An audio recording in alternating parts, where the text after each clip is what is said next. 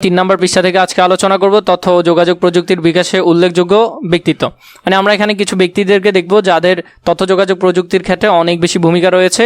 খুবই সহজভাবে দাগানো যে লাইনগুলো আছে 100% কমন তোমাদের এখান থেকে আসবে। আধুনিক কম্পিউটারের বিকাশ ও প্রচলন শুরু হয় চার্লস ব্যাবেজ, যার জন্ম 1791, মৃত্যু হলো 1871। এগুলো তেমন একটা আসে না, এমনি দেখে রাখবে। নামক একজন ইংরেজ প্রকৌশলী ও গণিতবিদের হাতে, তাহলে তিনি ছিলেন ইংরেজ প্রকৌশলী এবং গণিতবিদ। অনেকে তাকে আধুনিক কম্পিউটারের জনক বলে, তাহলে আধুনিক কম্পিউটারের জনকের নাম হলো চার্লস ব্যাবেজ। চার্লস ব্যাবেজ হলো আধুনিক কম্পিউটারের জনক। পরবর্তীতে তিনি অ্যানালিটিক্যাল ইঞ্জিন নামে একটি গণনা যন্ত্রের পরিকল্পনা করেন। তিনি একটা পরিকল্পনা করেন যেটা ছিল অ্যানালিটিক্যাল ইঞ্জিন। 1971 সালে লন্ডনের বিজ্ঞান জাদুঘরে চার্লস ব্যাবেজের যন্ত্রের বর্ণনা অনুসারে একটি ইঞ্জিন তৈরি করে।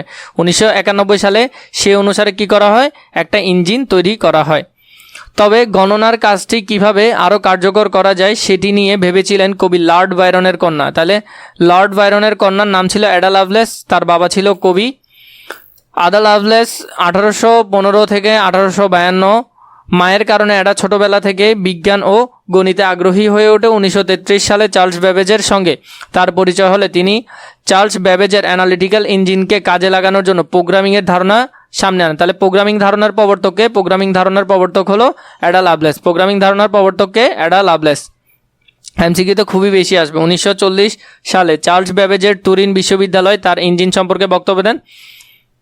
তার মৃত্যুর 100 বছর পরে 1953 সালে সেই নোট আবারও প্রকাশিত হলে বিজ্ঞানীরা বুঝতে পারে অ্যাডা লাভলেস অ্যালগোরিদমের ধারণাটি প্রকাশ করেছিলেন। তাহলে 100 বছর পর জানেন যে সেটি প্রকাশ করেছিলেন। এরপরে বিজ্ঞানী জেমস ক্লার্ক ম্যাক্সওয়েল তড়িৎ চৌম্বকীয় ধারণার প্রকাশ করেন। তাহলে তড়িৎ চৌম্বকীয় ধারণার প্রথম প্রকাশ করে গিয়ে জেমস ক্লার্ক ম্যাক্সওয়েল তড়িৎ চৌম্বকীয় বলের ধারণা বিনা তারে বার্তা প্রেরণের সম্ভাবনা সৃষ্টি করেন। মানে এক জায়গা থেকে অন্য জায়গায় যে রেডিও দিয়ে পাঠানো যায় সেটার ধারণা সৃষ্টি করেন জেমস ক্লার্ক ম্যাক্সওয়েল।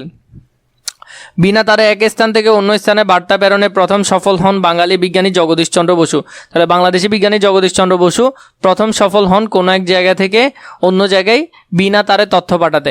1895 সালে জগদীশচন্দ্র বসু অতি ক্ষুদ্র তরঙ্গ ব্যবহার করে এক স্থান থেকে অন্য স্থানে তথ্য প্রেরণে সক্ষম হন। মানে এক স্থান থেকে অন্য স্থানে কত সালে, 1895 সালে তিনি ছিলেন প্রথম সফলভাবে প্রেরণ করতে পারছে এরকম। কিন্তু তার এই আবিষ্কার প্রকাশিত না হওয়ায় সার্বজনীন স্বীকৃত পায়নি। কিন্তু তিনি এই যে আবিষ্কারটা ছিল এটা প্রকাশ হয় নাই, তার জন্য তিনি সার্বজনীন স্বীকৃত পান নাই। বেতার তরঙ্গ ব্যবহার করে একই কাজ প্রথম প্রকাশিত হওয়া সার্বজনীন স্বীকৃতি পান ইতালিয়ান বিজ্ঞানী গুগুলিয়ামো মার্কিন। তিনি এটা বের করার কারণে উনি প্রথম স্বীকৃতি পান। তবে 1997 সালে ইনস্টিটিউট অফ ইলেকট্রনিক্যাল ও ইলেকট্রনিক্স ইঞ্জিনিয়ারিং IEEE তাকে স্বীকৃতি দেয় এবং রেডিও বিজ্ঞানের অগ্রপথিক ও অন্যতম আবিষ্কারক হিসেবে আখ্যায়িত করেন ওনাকে।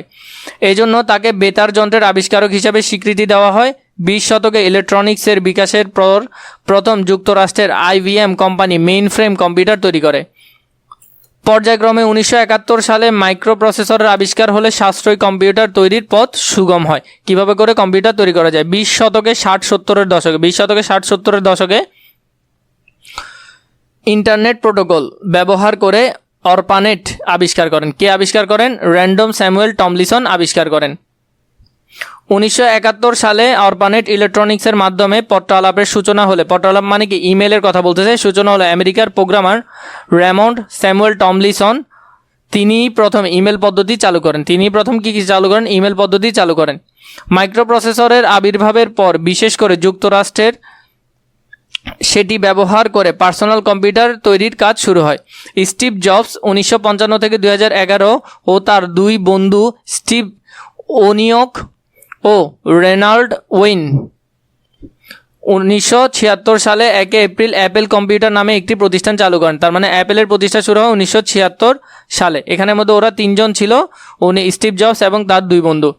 প্রতিষ্ঠানটির বর্তমান বিশ্বের অন্যতম বৃহৎ প্রতিষ্ঠান অ্যাপেলের হাত ধরে পার্সোনাল কম্পিউটার নানান পর্যায়ে বিকশিত হয়। পার্সোনাল কম্পিউটার মানে পিসির কথা বলতেছে, এবং মানুষের দৈনন্দিন জীবন কম্পিউটারের ব্যবহার নতুন দিক উন্মোচিত হয়। মানে মানুষ নতুনভাবে কম্পিউটার ব্যবহারের সুযোগ পায়। পরবর্তীতে IBM এর ক্ষেত্রে কোয়ান্টাম কম্পিউটার ভবিষ্যতের সুপার কম্পিউটার থেকে সুগম করেছে। এটার মাধ্যমে এখান থেকে তথ্যগুলো একটু জেনে নিবে। কোয়ান্টাম কম্পিউটিং হলো, এটা খুবই গুরুত্বপূর্ণ, কোয়ান্টাম কম্পিউটিং হলো নতুন পদ্ধতি বা পদার্থবিদ্যার কোয়ান্টাম মেকানিক্সের নীতির উপর ভিত্তি করে গড়ে ওঠে। সাধারণ কম্পিউটার থেকে এই কোয়ান্টাম কম্পিউটার সম্পূর্ণ আলাদা। তাহলে এটা একটু গুরুত্বপূর্ণ, এটা মনে রাখবে, তোমাদের সংক্ষিপ্ত প্রশ্ন যদি আসে তাহলে সেখানে আসতে পারে। সাধারণ কম্পিউটার মূলত বিট ব্যবহার করে, যেটা 0 এবং 1 এর মান ধরে। তাহলে যে ধরনের কম্পিউটারই হোক সেটা 0 আর 1 ছাড়া কিছুই বোঝে না। আমরা যতগুলো ডিভাইস চালাই সেখানে মূলত ব্যবহার করা হয় 0 আর 1। কোয়ান্টাম কম্পিউটার বিট বা কিউবিট ব্যবহার করে যাই একই সাথে 0 এবং 1 উভয় মান ধারণ করতে পারে। অন্যদিকে 1981 সালে IBM কোম্পানি তাদের বানানো পার্সোনাল কম্পিউটার অপারেটিং সিস্টেম তৈরি করার জন্য William Henry Gates, Bill Gates এর তার জন্মসাল এখানে দেওয়া আছে, দেখবে, তার বন্ধুদের প্রতিষ্ঠাতা মাইক্রোসফট কে দায়িত্ব দেন। মানে বিল গেটসকে দায়িত্ব দেন তাদের IBM কোম্পানিকে আরও বেশি বিকশিত করার জন্য। বিকশিত হয় MS-DOS ও উইন্ডোজ অপারেটিং। তার মানে উইন্ডোজ অপারেটিং আসছে কোথা থেকে? এই বিল গেটসের হাত ধরে। বিল গেটস প্রতিষ্ঠা Microsoft company operating system software দিয়ে বর্তমান বিশ্বের অধিকাংশ কম্পিউটার পরিচালিত হচ্ছে। তাহলে এই কম্পিউটারের উইন্ডোজ সিস্টেম দিয়ে পৃথিবীর সবচেয়ে বেশি কম্পিউটার ব্যবহার হয়। 1989 সালে স্যার টিমোথি জনস বার্নার্স-লি, যার জন্ম 8 জুন 1995 নামে একজন ব্রিটিশ কম্পিউটার বিজ্ঞানী, হাইপার টেক্সট ট্রান্সফার প্রোটোকল, দেখবা যে কোনো লিঙ্কের আগে HTTP লেখা থাকে, এই হাইপার টেক্সট ট্রান্সফার প্রোটোকল ব্যবহার করে তথ্য ব্যবস্থাপনার প্রস্তাব করে এবং তা বাস্তবায়ন করেন। তিনি WWO এর জনক হিসেবে পরিচিত। তাহলে sir Timothy Johns Berners Lee WWO এর জনক। ইন্টারনেটকে কেন্দ্র করে এই শক্তিশালী অর্থনৈতিক ব্যবস্থা গড়ে ওঠে এবং বিকশিত হয় বিভিন্ন ধরনের অ্যাপ্লিকেশন সফটওয়্যার, মানে বিভিন্ন রকম অ্যাপস আসতে শুরু করে। এটা খুবই ইম্পর্টেন্ট, ভালো করে দেখবে।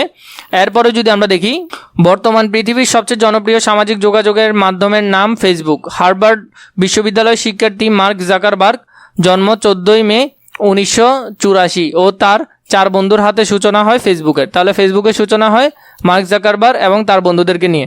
এর পাশাপাশি আমি তোমাদেরকে বলি, তোমাদের যদি রেকর্ড সহকারে দাগানো বই প্রয়োজন হয় তোমরা খুবই অল্প দামে আমাদের কাছ থেকে কিনতে পারবে। নিচে দেওয়া নাম্বারে রেকর্ড সহকারে দাগানো বই, তাহলে আমাদেরকে নিচে থাকা নাম্বারে মেসেজ দিয়ে তোমরা চাইলে সেগুলো কিনে নিতে পারো।